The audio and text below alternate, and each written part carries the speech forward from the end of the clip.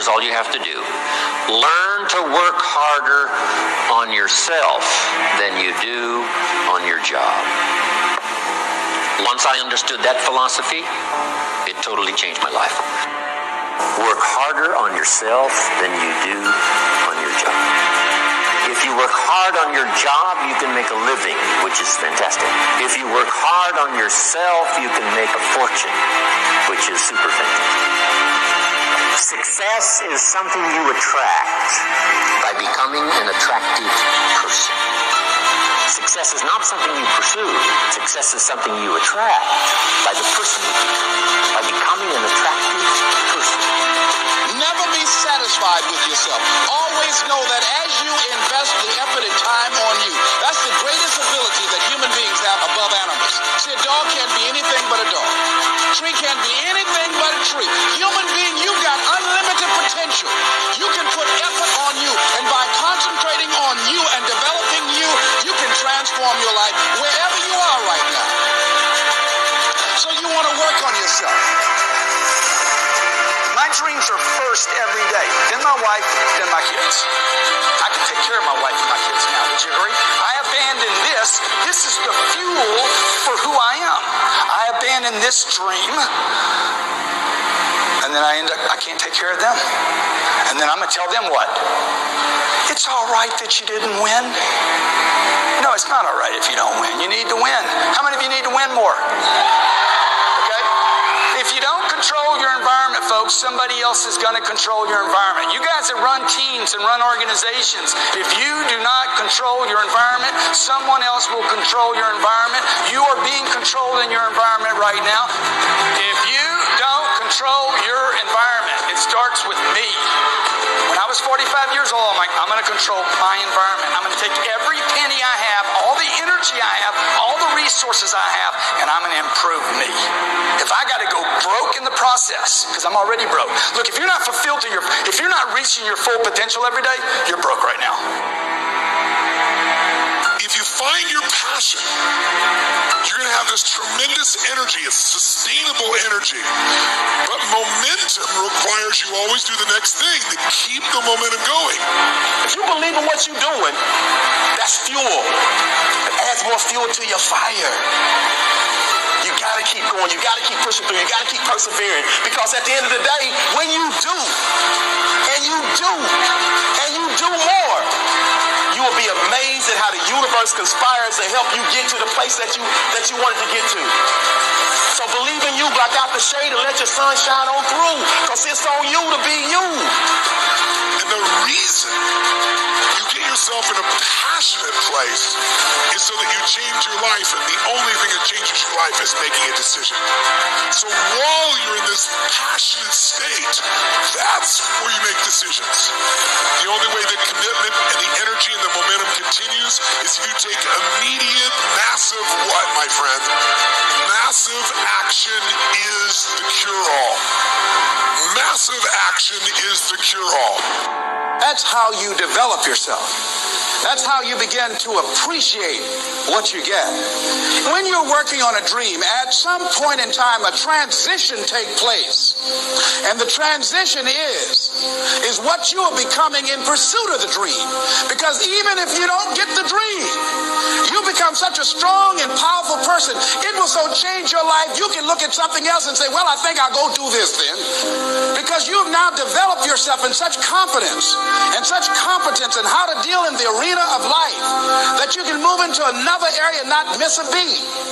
Once you begin to discover who you are, then you really realize how you have been given authority and dominion over everything on the face of the earth, including all the dimensions of your life. But you can only do that through the struggle of life. And most people avoid the struggle. Most people go through life avoiding pain. And when you go through life like that, something in you dies. Something in you that you never activate is lying dormant in there, that you never get a chance to call on because you have not challenged yourself. Somebody said the land of familiarity belongs to the dead. That most people like to feel like they're king staying in the area of their comfort zone. They only want to do those things that they know how to do well. Osborne said, unless you attempt to do something beyond that which you've already mastered, you will never grow. So if you want to begin to grow, you've got to put something out here that you can't reach easily, that has got to make you stretch, got to make you jump for it, got to make you get back a little bit and dig in so that you can take a leap for it. And maybe you jump up there and you miss it and you skin your knees and you come back again and you bust your lip next time. But you keep on, and through that process, you learn how to leap higher. You start challenging yourself to dig deeper, and then you discover some things about you that you don't know right now, some talents that you have in you that you didn't know that you can do. If you want to begin to make your stuff happen for you, I think that it's very important that you start trusting yourself. Listen to yourself. Listen to that still small voice within you. Don't try and make everything logical. There's some things about life that defies logic, that you just can't explain how the outcome is going to be. I think that's why Paul said you've got to learn how to walk by faith and not by sight. That once you begin to trust yourself and your ideas and your instincts, life takes on a whole new meaning, because now I want you to do that feeling that you are led. Just feel, I am led.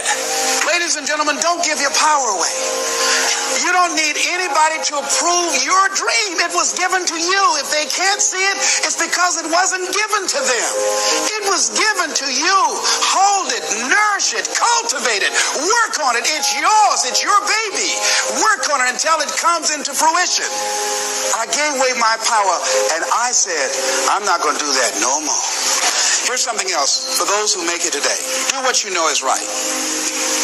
Treat people like you want to be treated. Don't try and take any shortcuts. Don't try and cheat. Pay your dues up front. I believe, ladies and gentlemen, what goes around comes around. You can pay now, or you will pay double later. So do the right thing. There might be a tendency sometimes, because of the negative part of our consciousness and our own programming, for us to want to say, well, I just do it this time. It won't matter. Won't nobody know. Ladies and gentlemen, everything matters. And you know you're somebody. You know. I'd rather lose out on my dream doing the right thing than to cheat, trying to make a shortcut to get to my goal. I want to be able to look myself in the mirror, and that's what you want to do. There's no saying, judge a man not by what he does, but by that he doesn't have to do. And to judge the true quality of a man is what do you do when nobody's looking. See, there's some good out there for you in the universe that has your name on it, and nobody can get your good. It has your name on it. They can't take your stuff. It's your stuff. So when you know that whatever you're seeking, it's also seeking you. You don't worry. You don't run scared. You don't think somebody's going to take it from you. You listen to your inner voice, and you always take the high road. There will be the tendency, the natural inclination to take the low road. You must resist that.